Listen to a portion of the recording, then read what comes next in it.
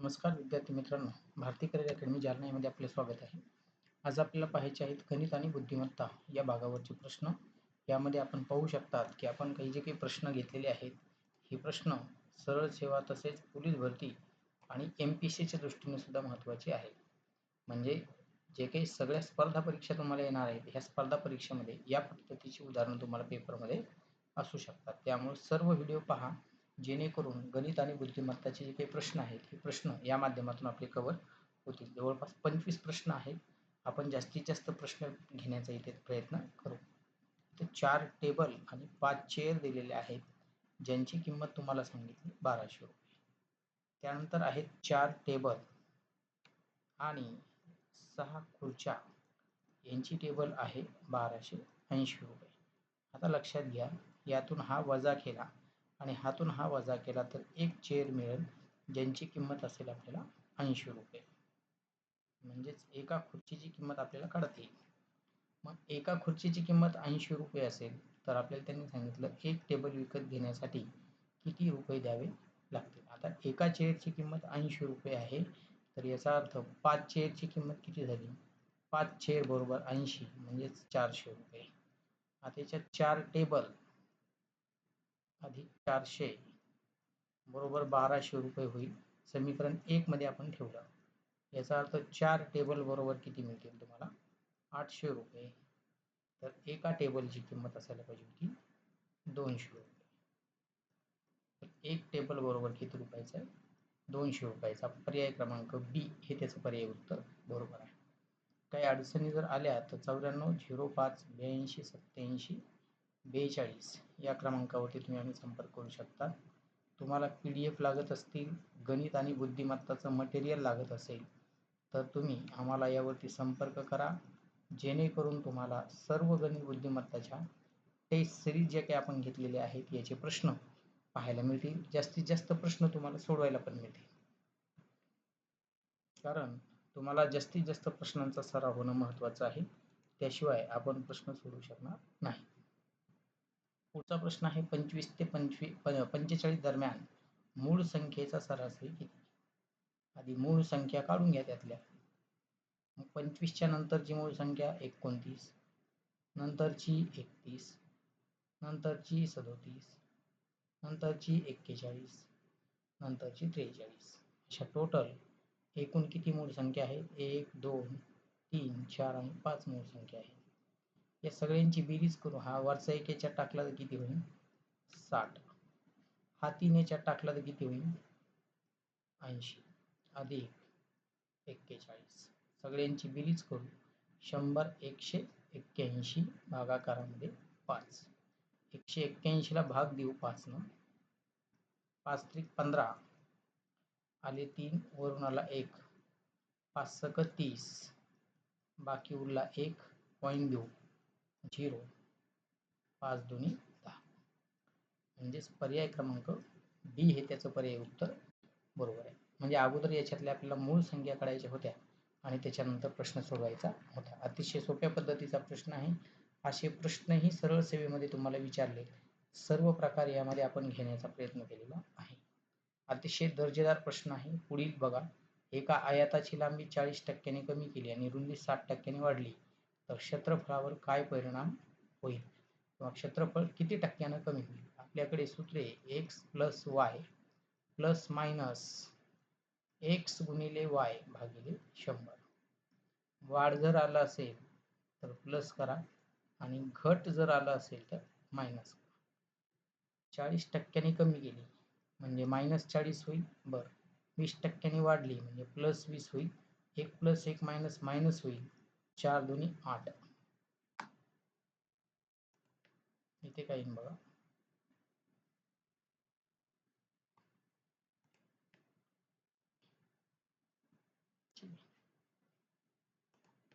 इथे येईन आपला दोघांचा गुणाकार. 4 दुनी 8 म्हणजेच 800 भागिले 100. 2 0 2 0 कॅन्सल होईल म्हणजेच -20 येईल. -8 दोघांची बेरीज केली तर -28% यायला पाहिजे. पर्याय क्रमांक सी हे त्याचं पर्याय उत्तर बरोबर आहे. या सूत्राचा वापर तुम्हाला करता येईल आणि या सूत्राने सगळे प्रश्न तुम्हाला सोडवायचे आहेत.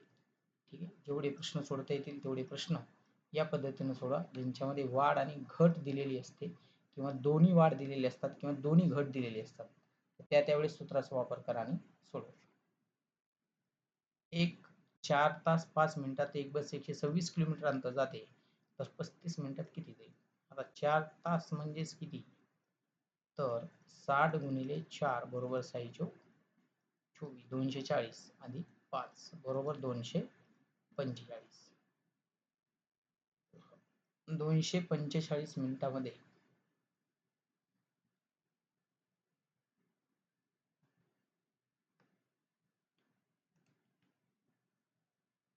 ची 245 मिनिटाचा कालावधी दिलेला आहे.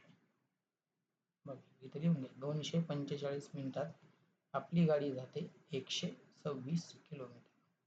आपल्याला 35 मिनिटामध्ये जायचं आहे. 35 मिनिटामध्ये किती जाईल? x. आता ही बाजू किती पटने भाग दिलेली आहे बघा, इथं 7 पटने दिलेली आहे. 7 त्रिक 21, राहिले किती? 3 आणि 7 5 35. तर ही बाजू 7 न भाग जाईल. 126 भागिले 7. 7 1 7 राहिले 5, 7 8 56. तर 18 किलोमीटर जाईल. पर्याय क्रमांक बी हे त्याचं पर्याय उत्तर बरोबर आहे. जशी पहिल्या प्रमाणात बाजू वाढलेली आहे, कमी झालेली आहे, त्याच प्रमाणामध्ये दुसरी बाजू पण काय होत असते? वाढते आणि कमी होते. पुढचं, एक साखर कारखान्यामध्ये 2100 टनाचं गाळप 3 दिवसात होतं. तर 14.7 गुणिले 10⁻³ टनाचं गाळप किती दिवसात होईल?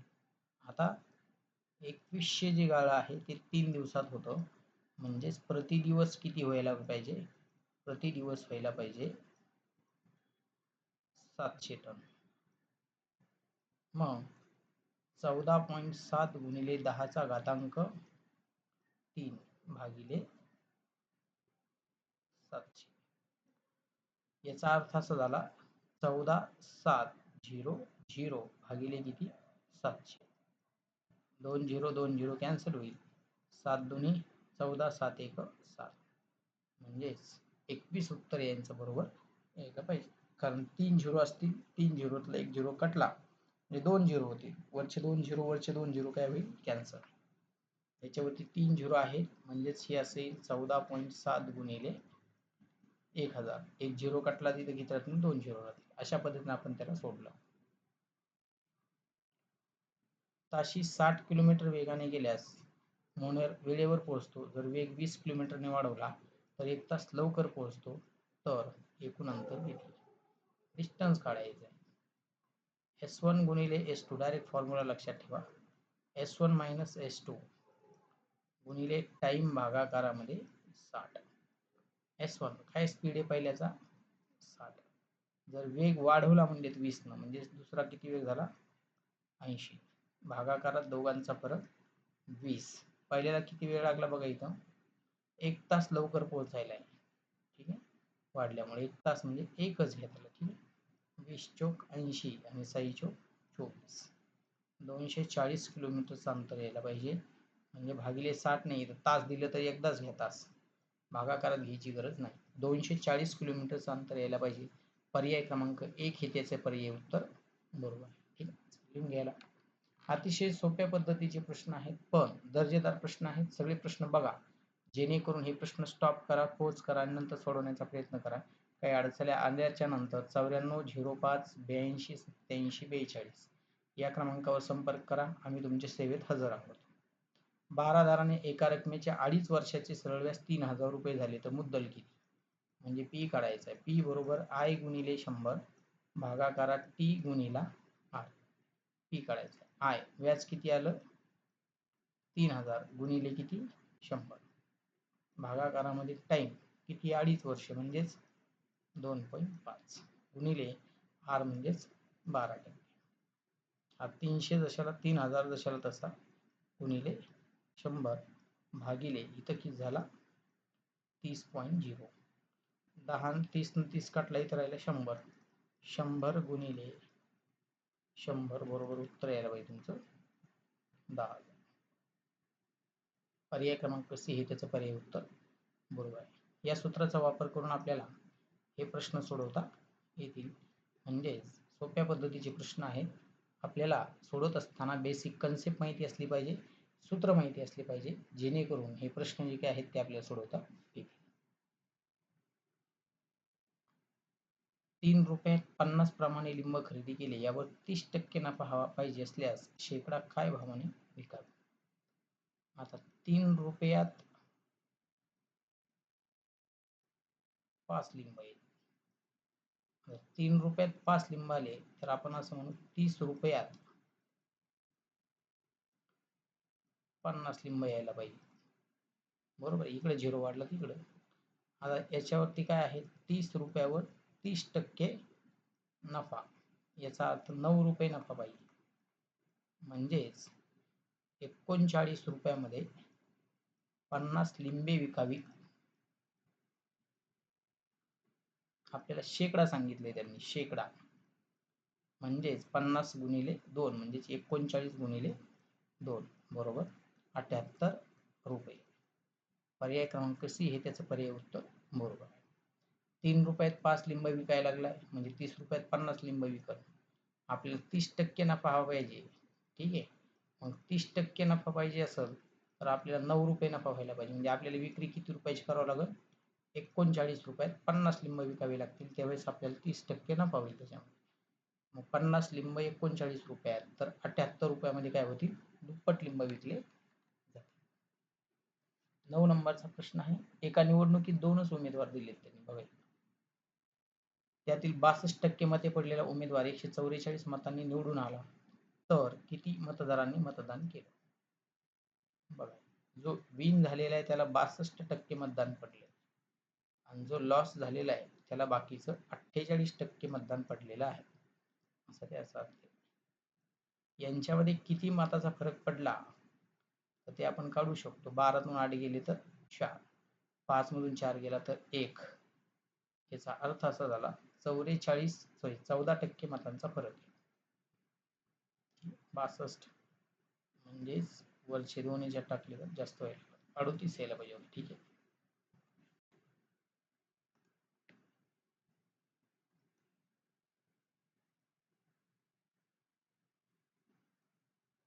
पूर्ण पहिल्यापासून घेऊ आपण.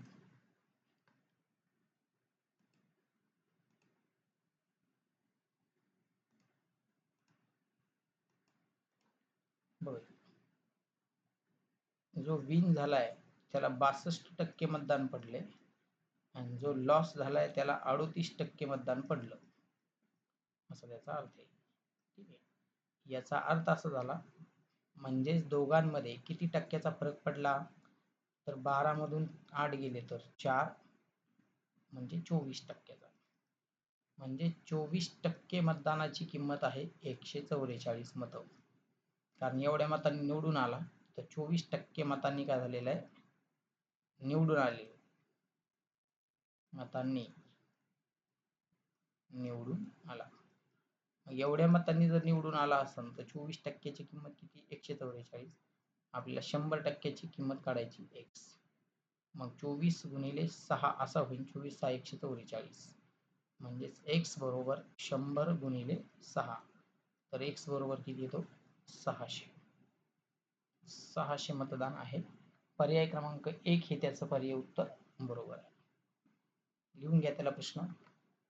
जोपर्यंत तुम्ही प्रश्न पूर्णपणे लिहून घेणार नाही, प्रश्न तुम्ही पूर्णपणे समजून घेणार नाही, तोपर्यंत आपल्याला प्रश्न समजणार नाही. ठीक आहे, एका कामावरील मजुरांच्या संख्येत 55% वाढ झाल्यानंतर एकूण मजुरांची संख्या 93 झाली. म्हणजेच 55% वाढ झाली म्हणजे 155 मतदार झाले. 155 ची किंमत 93 झाली. आपल्याला सांगितली 100 ची किंमत किती, 100 ची किंमत 100 गुणिले 93 भागाकारामध्ये 155. कोणत्या संख्येनं भाग द्यायचा ते आपण ठरवू. 5 न भाग दिला 20 पंचे 100 खाली 5 त्रिक 15 5 एक 5. 20 गुणिले 31 ची तिप्पट ही आहे 30 म्हणजे 20 त्रिक 60. पर्याय क्रमांक डी हे त्याचं पर्याय उत्तर बरोबर आहे. तर हा 10वा प्रश्न होता. अतिशय सोप्या पद्धतीने प्रश्न आपण हे सोडून घेत आहोत. सर्व स्पर्धा परीक्षेकरता तुम्हाला हे प्रश्न उपयोगी आहेत. त्याच्यामुळे पूर्ण व्हिडिओ पहा. काही अडचणी आल्या तर 9405 82 87 42 या क्रमांकावर तुम्ही फोन करू शकता. तसेच ऑनलाईन जी काही बॅच आहे त्या ऑनलाईन बॅचचा सेटअप पण आपण लवकरच बसवत आहोत. आपण प्रत्येक विद्यार्थ्यापर्यंत प्रत्येक कन्सेप्ट जो काही आहे हा कन्सेप्ट पण घेऊन येणार आहोत. ठीक आहे.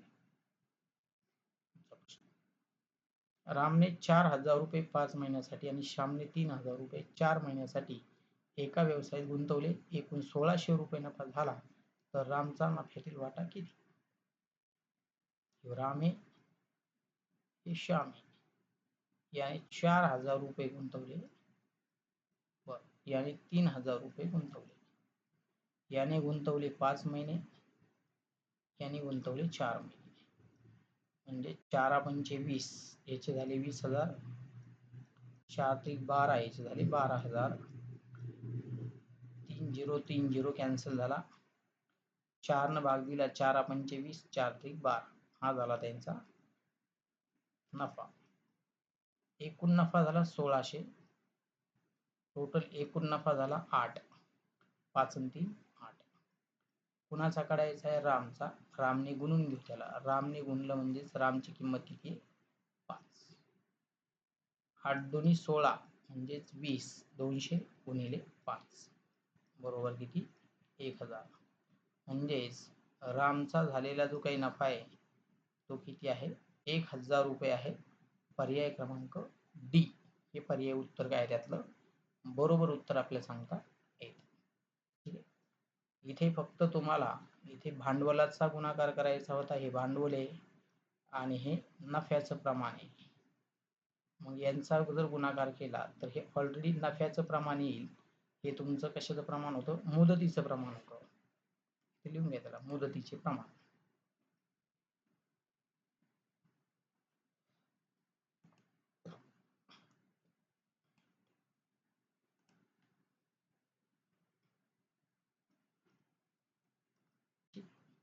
पुढचा प्रश्न 12 नंबरचा प्रश्न.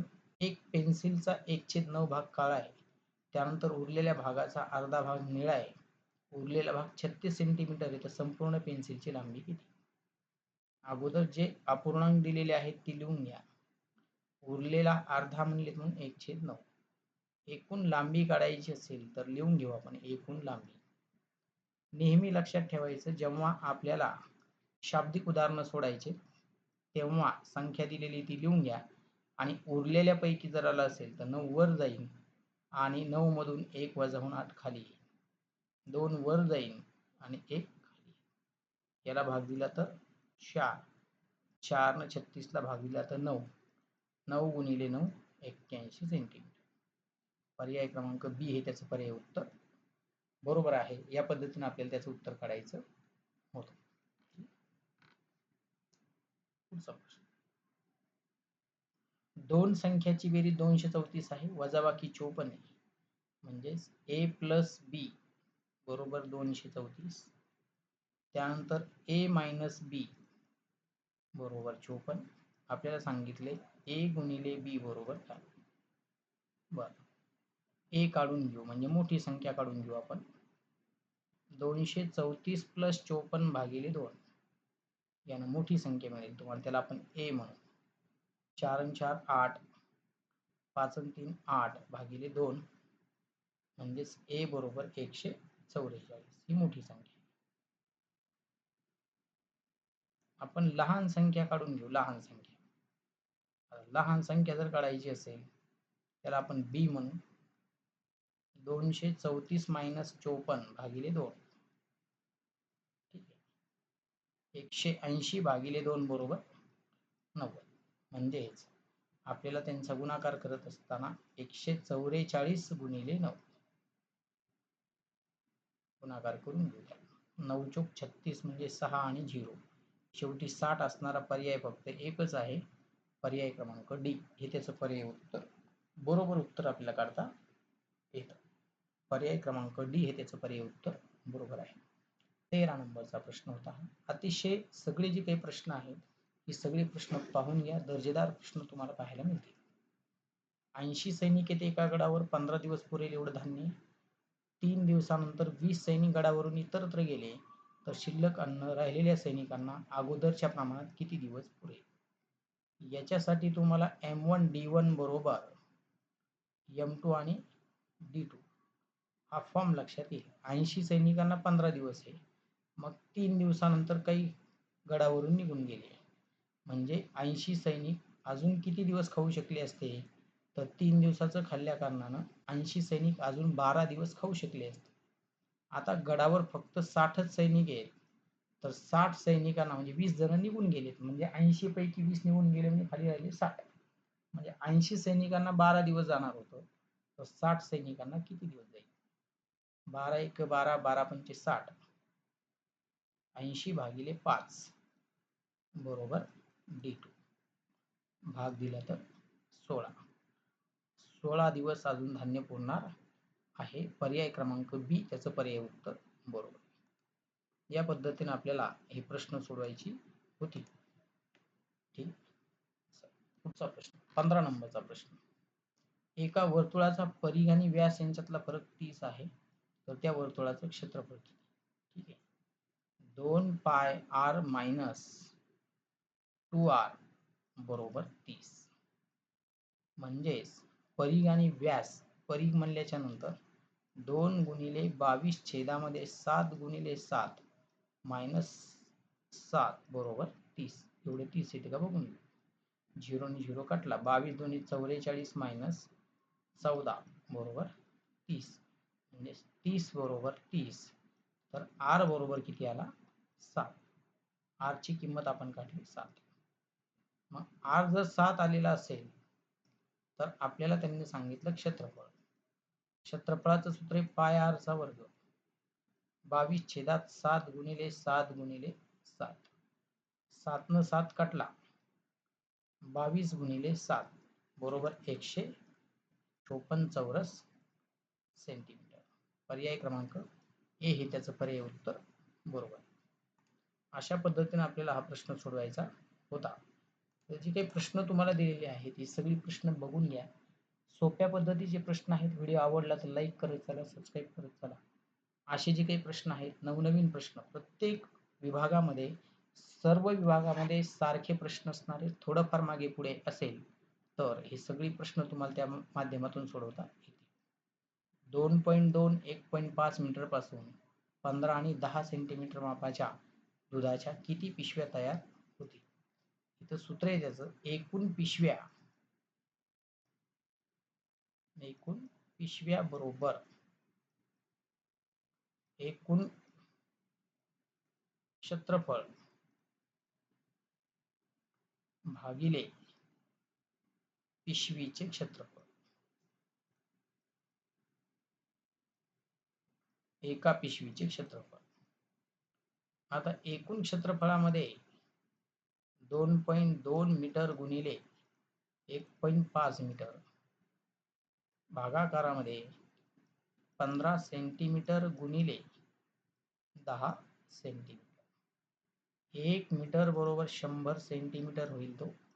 म्हणून वरचा सेंटीमीटर मध्ये जर लिहिला तर 220 गुणिले 150 सेंटीमीटर गुणिले सेंटीमीटर आणि खाली 150 सेंटीमीटर गुणिले सेंटीमीटर. 150 कॅन्सल झाला. सेंटीमीटर सेंटीमीटर सेंटीमीटर कॅन्सल झाला. बरोबर 220 पिशव्या तयार होतात. पर्याय क्रमांक बी हे त्याचं पर्याय उत्तर बरोबर आहे. अशा पद्धतीनं हा प्रश्न आपल्याला सोडता येतो किंवा सोडायचा होता. पुढचा प्रश्न. एका चौरसाकृती शेताची बाजू 300 मीटर आहे. 1.25 रुपये प्रति चौरस मीटर दराने शेती सपाट करण्यास किती खर्च लागतो? शेती सपाट करायची. मग शेती सपाट करायची असेल तर क्षेत्रफळ काढावं लागेल. कारण आपल्याला पूर्ण भाग रंगवायचा आहे असा त्याचा अर्थ आहे. मग चौरसाचे क्षेत्रफळ बरोबर बाजूचा वर्ग म्हणजेच 300 गुणिले 300 हे झालं क्षेत्रफळ. 1.25 रुपये प्रति चौरस मीटर दराने खर्च काढायचा आहे. म्हणून लगेचच खर्च आपण काढून घेऊ. हे 2 झिरो कटले म्हणजेच 900 गुणिले 125 गुणाकार करून घेऊ. 9 5 45 शेवटी 5 असणारे पर्याय 2 आहेत. 9 5 45 हातचे आले 4. 9 दोन्ही 8 आणि 4 22 हातचे आले 2. 9 2 11 वरचे 2 झिरो जशाला तसे. ठीक आहे. तर 1,12,500 रुपये जे काही तुम्हाला दिलेलं आहे हे पर्याय क्रमांक बी हे त्याचं पर्याय उत्तर बरोबर आहे. एका सायकलच्या चाकाची त्रिज्या 35 सेंटीमीटर आहे तर 200 फेऱ्यात ते चाक एकूण किती अंतर जातं? एक फेरा आपण काढून घेऊ. एक फेरा म्हणजे परीघ आणि परीघ म्हणजे 2 पाया. किमती मांडून द्या. 2 22 छेदामध्ये 7 7 5 35 म्हणजे 220 सेंटीमीटर. 200 फेरे मारलेत. 200 गुणिले 20 गुणिले 200 22 दुनी 44 0 0 0 सेंटीमीटर आपल्याला मीटर मध्ये दिलेले आहे. 1 मीटर बरोबर 100 सेंटीमीटर. याला 100 ने भाग देऊन टाकू.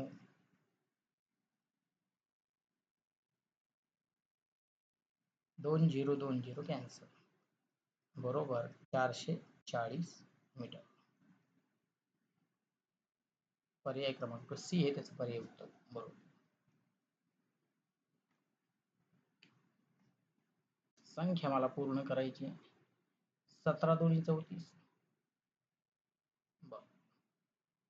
34च्या पाड्यातली नाही पण 17 सकून 102 हिला पण 17 ने भाग जाईल. ठीक आहे. म्हणजे ह्या सगळ्या 17च्या पाड्यातल्या संख्या आहेत म्हणून 17च्या पाड्यातली संख्या जी आहे ती आपलं पर्याय उत्तर असायला पाहिजे. म्हणून पर्याय क्रमांक हे 17च्या पाड्यात नाही, हा पण 17च्या पाड्यात नाही, हा पण नाही, हा 17च्या पाड्यात येतो म्हणून पर्याय क्रमांक बी हे त्याचं पर्याय उत्तर बरोबर आहे. 17 ने भाग जाणारी संख्या. ठीक आहे. 3 पट आहे नंतर ही तर किती होईल 4 पट होईल. नंतर आपल्याला काय करायची होती 5 पट काढायची होती. ठीक आहे. असं पण आपल्याला करता येतं.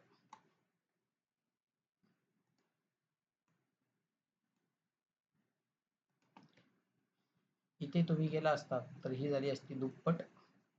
इथे तुम्ही गेला तर ही झाली असती तिप्पट. इथे तुम्ही गेला तर ही झाली असती 4 पट. इथे तुम्ही गेला तर ही झाली असती 5 पट. ठीक आहे. म्हणजेच तुमचं उत्तर काय आहे त्यातलं 2040. 20 नंबरचा प्रश्न सोपा प्रश्न आहे. वारांचे इनिशियल दिलेले आहे. संडे, मंडे, ट्यूजडे, वेन्सडे आणि थर्सडे. 3 नंबरचं पर्याय उत्तर बरोबर. 5 ला 20 लिहिलं त्यांनी तर 7 ला काय लिहिलं 5 चा वर्ग मायनस 5 असं केले बरोबर 20. तर 7 चा वर्ग मायनस 7 49 मायनस 7 42. पर्याय क्रमांक ए त्याचं पर्याय उत्तर बरोबर आहे. व्हिडिओ आवडला तर लाईक करत चला, सबस्क्राईब करा.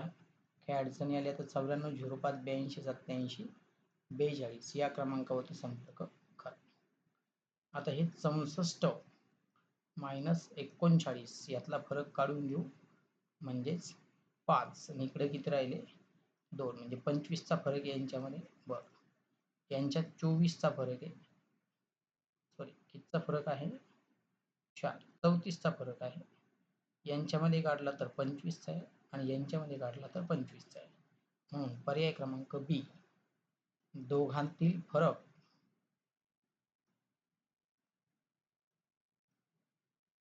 25चा आहे. म्हणून पर्याय बी मध्ये फरक 35चा येतो. म्हणून उत्तर काय तुमचा पर्याय क्रमांक बी. स्कूल दिलेला आहे SCHOOL स्कूल 19 3 8, 15, 15 आणि इथं 12. तर हे 3 अक्षर जे आहेत तर हे दिसतेत आपल्याला की ते क्रमांक आहेत. म्हणून P, W, E आणि R. तर R चा नंबर आपल्याला माहिती असला पाहिजे. R चा नंबर आहे 18, E चा नंबर आहे 5. तर 5 आणि 18 इथं नाही, 5 आणि 18 इथं नाही, 5 आणि 18 इथं आहे किंवा इथं आहे. W चा नंबर आहे उलटा 23, म्हणजे 23 यायला पाहिजे. इथं 24 दिसतो, म्हणून पर्याय क्रमांक C हे त्याचं पर्याय उत्तर बरोबर आहे. अल्फाबेटिकल प्रमाणे त्यांचे नंबर्स तुम्हाला टाकायचे आहेत, बाकी काही नाही. ठीक आहे. पुढचं कोन काढायचा आहे. कोन काढण्याचं सूत्र 30 गुणिले तास मायनस 11/2 गुणाकारामध्ये मिनिट. 30 दशाला तसा तास म्हणजे 7 मायनस 11/2 गुणाकारात मिनिटे आहेत 32. 7 त्रिक 21, 210 झाला. इकडे भाग दिला तर 16, 16 एक 16, 6 हातचा 16 आणि 17, 210 वजा 176. शेवटी 4 राहायला पाहिजे. 4 वाला फक्त पर्याय क्रमांक किती आहे? 1. बर, इथे दिसते 16, 16 एक 16, 6 हातचा 16 आणि 17, 7 एक 21.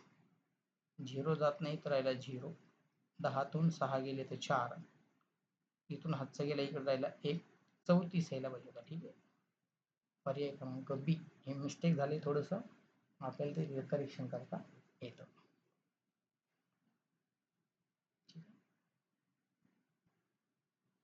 पुढचा प्रश्न. 6 संघांनी भाग घेतलाय आणि प्रत्येक संघ इतरांशी 2 सामने खेळला, तर 6 संघांनी एकूण किती सामने खेळले? n गुणिले n मायनस 1 भागिले 2. हे एक सामन्यासाठी आपण 2-2 खेळलेत म्हणून गुणाकारामध्ये काही 2 येईल, त्याला म्हणतात एकूण सामने. 2 ने 2 कटला, खाली राहिलं n म्हणजेच किती? 6 गुणिले 5, 6 पंचे 30. पर्याय क्रमांक बी हे त्याचं पर्याय उत्तर बरोबर. या पद्धतीने आपल्याला हे प्रश्न सोडवायची होते. तर यामध्ये काही अडचणी जर आल्या तर तुम्हाला आमच्या संपर्क क्रमांकावरती संपर्क करता येईल, जेणेकरून या माध्यमातून आम्ही तुमच्याशी जे काही असणाऱ्या अडचणी आहेत या अडचणीबद्दल आम्हाला मार्गदर्शन करता येईल. तरीही 94 05 82 87 42 MH21 जालना भारती सर किंवा भारती सर जालना असं करा, टेलिग्रामवरती जॉईन करा, जेणेकरून सर्व PDF पेपर्स जे काही आहेत हे तुम्हाला पाहायला मिळतील. व्हिडिओ आवडला तर लाईक करा, सबस्क्राईब करा, जास्तीत जास्त विद्यार्थ्यांपर्यंत शेअर करा. धन्यवाद.